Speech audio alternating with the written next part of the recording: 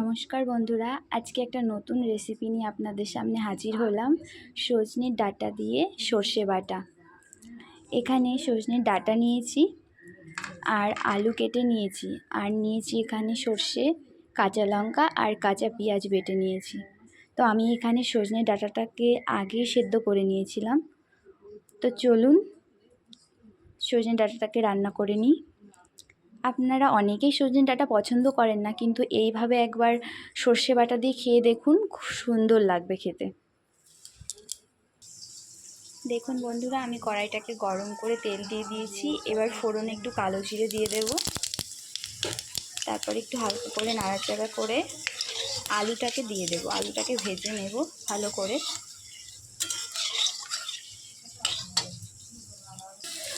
একটু লবণ আর হলুদ দিয়ে দিলাম।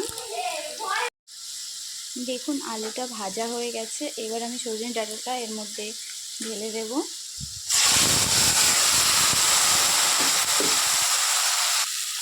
এবার ভালো করে একটু কষিয়ে নেব।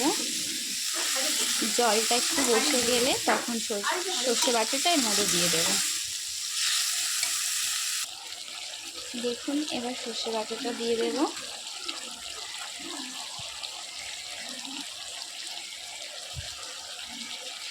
দিয়ে সর্ষেটা দিয়ে একটু কষিয়ে নেব ভালো করে।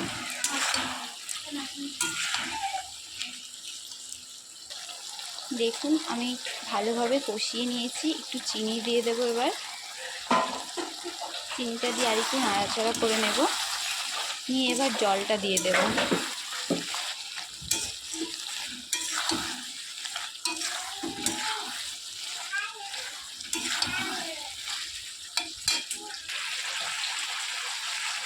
পরিমাণ মতো জল দিয়ে দিচ্ছি।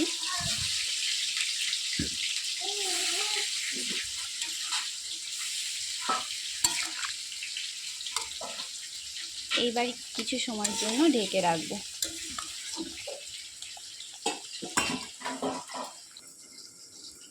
দেখুন বন্ধুরা, আমি 10-15 মিনিট মতো ঢাকা দিয়ে রেখেছিলাম। ঝোলটা অনেকটাই কমে গেছে। এবার নামিয়ে নেব। আপনারা চাইলে ঝোলটাকে আরও টানিয়ে নিতে পারেন, একদম শুকনো করে নিতে পারেন।